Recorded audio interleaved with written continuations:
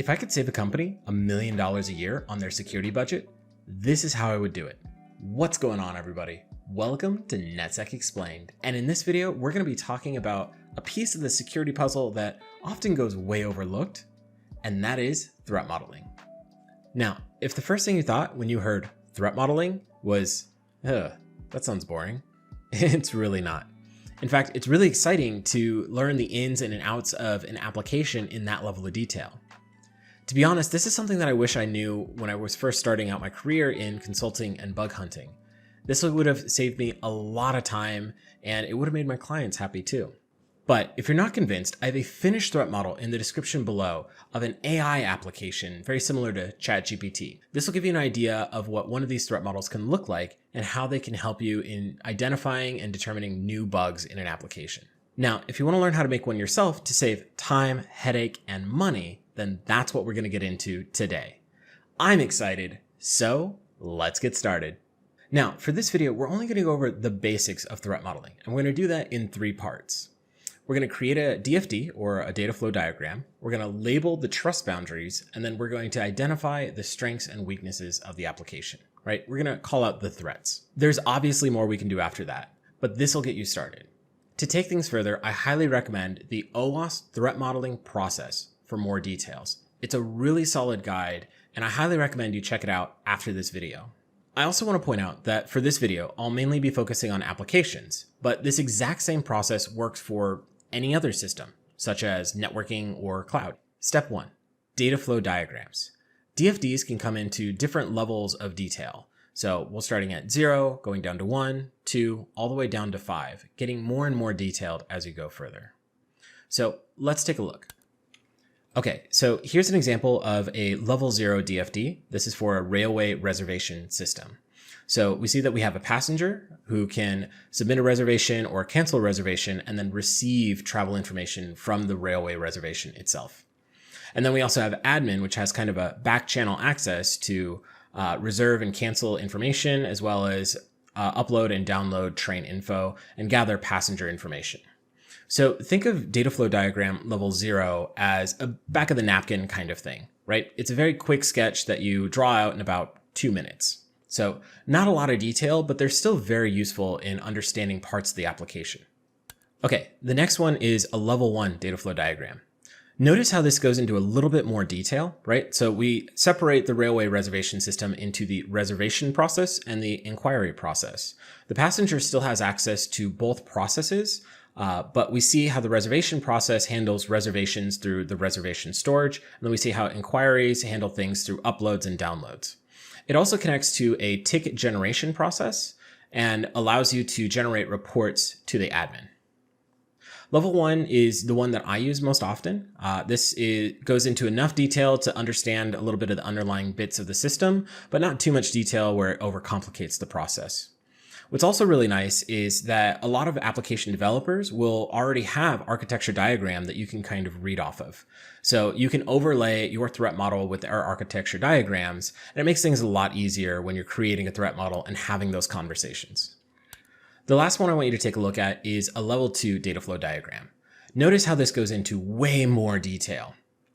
So we have the reservation process, query process, railway department, and inquiry process over here that's being used for passengers as well as for reporting and reservations. We're communicating back to a searching process, and then that talks to a waiting process, a confirmation process, a cancellation process, and then the ticket generation. And it goes all the way out to generate the ticket for the client. So this is a lot more detail, almost a little too much for what we need to create a basic threat model. But this just kind of gives you an idea of what a level 2 data flow diagram looks like. Now that we have a map of our application data flow, we need to identify the trust boundaries. I have here up on the screen an example of a data flow with trust boundaries that are being labeled. Trust boundaries are places in the DFD where trust levels change. So think unauthenticated user to authenticated user, or regular user to a power user to admin to internal engineer. You get the idea. I have a couple data flow diagrams for us to take a look at and label the trust boundaries so that you can see what that process looks like. Okay, here's an example data flow diagram. This is a level 1 data flow diagram. I'm using Draw.io, I find it to be very helpful when creating these things for clients because it's easier for me to finish up the report, create the data flow diagram, and then pass that off to the development team so that they can further their practices. So we have a couple things labeled here, right? We have our actor, which is usually in a small rectangle, and that's going to be our user in this case. We have data flows going to multiple processes, and those processes communicate to either the user or backend systems.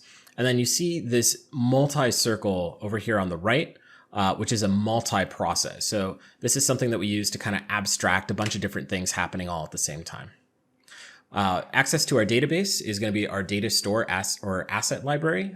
So this is going to be the app database, and it's with 2 lines, one on top and one on bottom.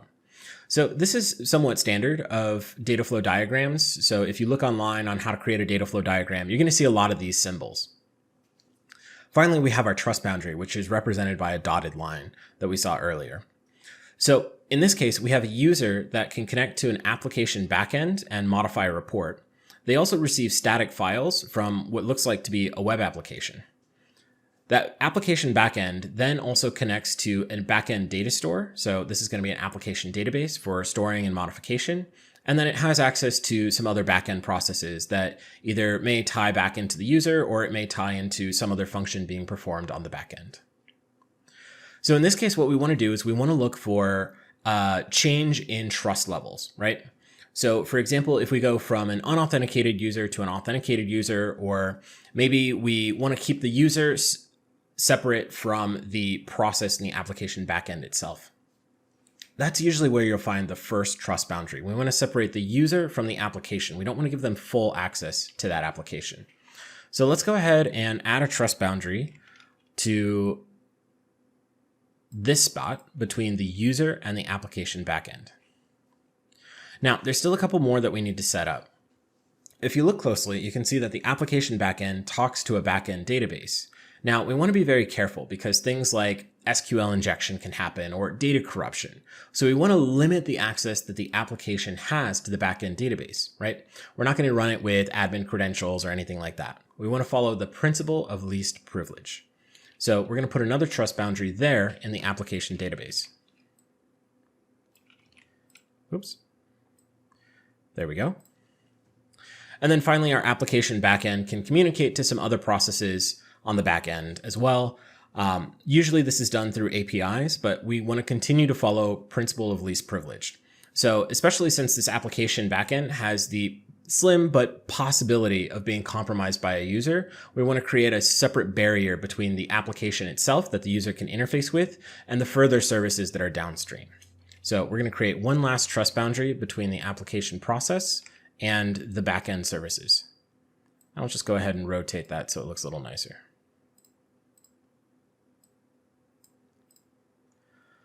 Awesome. This is our completed data flow diagram for this level 1 DFD.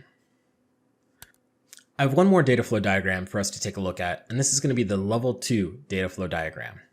So here we can see this looks like a college library website. And even though it's a level 2, we still have a couple abstracted multi-processes going on.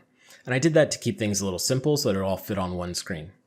So here we have the users that can send requests and receive responses from the library website itself. And then likewise, we have librarians, which can receive requests and receive responses. We have web pages that are on disk. Now, this can either be static files or dynamic files such as PHP, Go, Python, Java, you name it. That's communicating with the library website. And then, of course, we have a backend database, which is part of the college library database and the database files. So when we're looking at this, we want to make sure that we do have a separation between the users and the application. Users should not have full reign of the application, and usually they'll have at least somewhat limited access to the application, even once they log in, right? They're not all going to be considered admin or an internal engineer. Likewise, the librarians, even though they might have more access than a regular user in order to do different things, they're still going to have limited access because they're also not admin or internal engineer.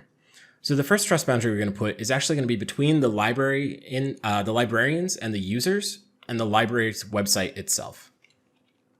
So let's go ahead and add that. I'm going to rotate this a bit. Oops. And let's expand so that we create a separation between the users, the librarians, and then the college website itself. Cool. So we see that because we have this separation, the web pages on disk are separate from the users, but what about the library website and the database? Just like the last data flow diagram, we want to have a separation between the web application that users are directly interacting with, and then any other downstream system, just like this database. But we don't need to put any other boundary between the database and the database files, right? Maybe this is a distributed database, or maybe this is just an abstraction showing that the database has access to some other files in the backend, right? This could be an S3 bucket or some sort of local file storage, or even just a separate database entirely. So let's go ahead and add another trust boundary between the college library website and the college library database. And that's it. There's only two trust boundaries here. These are the only places where trust levels are going to change within the application, at least that we're showing right now. You'll notice that the multi-process little loops here, these are here because they're also part of that same trust level. If they were parts of different trust levels, we would want to separate that out and then highlight the trust boundaries in there as well. Again, most of the time I use level 1 data flow diagrams. Level 2 data flow diagrams can go into a lot more detail, but they also become a lot more complicated. Awesome. The last thing we're going to do here is pick a framework to list out our strengths and weaknesses. For this exercise, I'm going to use Stride, but if you're an internal team, I also really like the idea behind PASTA as well, so you may want to look into that. Stride stands for spoofing, tampering, repudiation, basically a fancy word for logging. That way I can't say that I didn't do something. Information disclosure, denial of service, and elevation of privileges. What you want to do here is look at each of your trust boundaries and then write down the strengths and weaknesses for each category. You're going to do this for both sides of the trust boundary just to make sure you get proper coverage. Your strengths in this case are really your mitigations. So for spoofing, as an example, we're going to use a username and password to log into the application, so I can't pretend to be somebody else. But depending on the application, maybe we need a little bit more, right? Maybe we need multi-factor authentication. So that's something that we're going to want to write down as well. Or we can use SSL TLS to prevent tampering or information disclosure for anything that's in transit across that trust boundary. So let's take a look. Here's the DFD that we're going to look at. We have 3 trust boundaries, so we're going to want to set up 3 sections in our spreadsheet. So this is our example spreadsheet. I usually use this when I'm going through my trust boundaries in order to identify the Stride methodology. So we have 3 trust boundaries. Trust boundary 01, which is going from the user to the application backend. Trust boundary 02, which is going from the application backend to the application database. And then trust boundary 3, which is going from the application backend to the other services that we identified. So I'm going to keep things simple, and we're only going to fill out trust boundary 1 in this video. For a complete list of what this looks like, again, take a look at the finished threat model at the link in the description. Something I want to point out is that not all of the Stride categories always make sense when you're looking at different aspects of the application. So you'll notice here in trust boundary R1, I have a couple gray boxes. And the reason why I have these gray boxes is because if we're the user, we don't need to worry about tampering data that we enter into the application.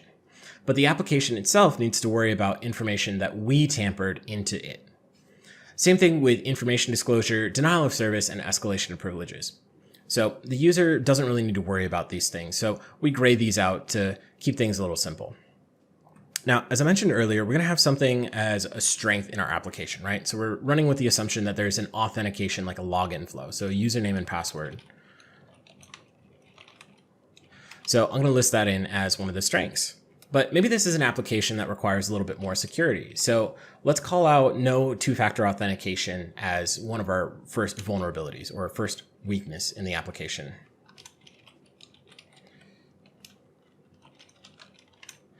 So this is going to be labeled as vuln 01. For repudiation, let's say there's no logging trail or telemetry coming from the user. So this is something that we'll want to call out as limitation, right? So no audit trail. And this is going to be our vuln 02. We're just going to make things look nice. I'll just keep everything lowercase, bump that up. So we're done with the user side. Now let's look at the application side. So how do we prevent... Oh, I just realized I misspelled strengths. That's funny. That's silly.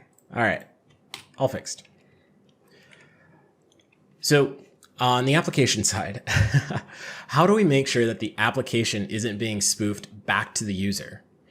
So if this was a regular HTTP site, we wouldn't be able to tell. Somebody could spoof the DNS, or there could be some bit flipping, or they could even just visit the wrong website. Maybe they change a letter on accident. But in this case, we're going to use a TLS certificate to prevent spoofing the application to the user. So this is going to stop hackers from doing something like a man-in-the-middle attack. So this is going to be our TLS certificate. Now, what about tampering? What do we have in place to prevent the user from tampering with different aspects of the application? Now, if you know about cross-site scripting and input injection, you're probably already familiar with input filtering, output encoding. But let's run with the assumption that this application doesn't have either of those. So we're going to put no business validation input. And this is going to be our vuln 03. I'll just fix that so it looks nice and neat. So that's going to be our vuln 03. What about repudiation? Let's say, for instance, the application doesn't have any logging on itself, or at least we don't have proper logging on the application other than the fact that somebody's accessing the app. So this will be no logging user actions. And this is going to be vuln 04. Let's take a look at information disclosure. Let's say that the app was really poorly made. And so we have clear text credentials.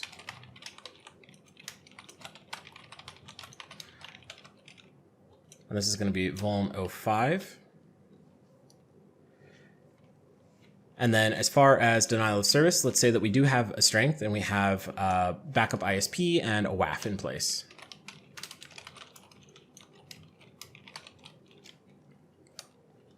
And then as far as escalation of privileges, let's say that we have a strong authorization control pattern that we put at every aspect of the application.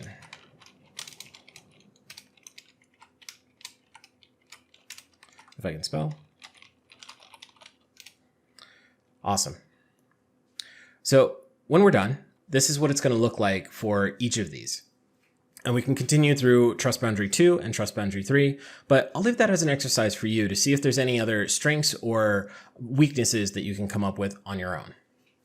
If you do this exercise, let me know in the comments below and see what you come up with. How many vulnerabilities did you identify? What kind of assumptions did you make? It's a lot of fun doing this kind of exercise. Perfect. And that's threat modeling in a nutshell. Once you finish everything that we did in this video, I really want you to go back to the OWASP threat modeling process and list out the threats and identify mitigations for each one. As I said earlier, there's obviously a lot more that you can do with this, and I encourage you to continue to play around and learn. For a finished threat model, take a look at the one that I have in the description below. It shows you what a final report looks like, including my assumptions, strengths and weaknesses, and mitigation approach. Now, there's a couple common questions that I want to go over before I let you go. The first question is, when should you do threat modeling? Here's a diagram of the software development lifecycle. So when you should do threat modeling is ideally before any line of code is written. So that's going to be in the planning phase. Now, if this is an application that already exists and you want to do threat modeling on that, then make sure that you do threat modeling before any major changes are done to the application. Once you get everybody on board with the threat model, then it's a lot easier to build the security into the application instead of tacking it onto the side at the end. Now, the second question is, how do you work with other teams? It's important to keep in mind that threat modeling isn't a one and done kind of thing, right? It's a collaborative and ongoing process. So you're going to want to get other stakeholders on board. The biggest value of a threat model isn't the report at the end. It's going through the process and pushing that security responsibility onto your developers so that they can feel more empowered to do their best work. Now, I would recommend 3 meetings at least. So the first meeting is for you to work with the developers and the architects to get an understanding of how the application works and any possible threats that you can come up with right out the gate. From there, you're going to want to create your first draft of the data flow diagram, the trust boundaries, and the threats identified. Then you're going to have your second meeting. And in your second meeting, you're going to confirm with the developer teams and the architects in order to make sure that everybody's on the same page. Usually in the second meeting, you're going to notice that there are some things that you're missing or some assumptions that you made, or maybe the developers didn't communicate certain things properly. So they'll be able to correct you there. Now, if everything goes well, then you're going to have one more meeting, and that's going to be after you draft your final version of the threat model, which includes your data flow diagram and your threats. I would also add in mitigations and prioritize risks as well, which you'll see in the OWASP threat modeling process. So this final meeting is really just to get a check off from everybody to make sure that we're all on the same page, we've identified everything that we need to, and we're good to go. The last common question is, how long does it take to make a threat model? Well, the answer to this kind of depends on the application and the team and a lot of other factors. So I can't give you a solid number. I would recommend spending at least 2 to 3 weeks, especially if you're not part of the org or if you're not part of the development team. Remember, it takes a lot of time to get all of the stakeholders into their same room for a meeting. So factor that into your timeline.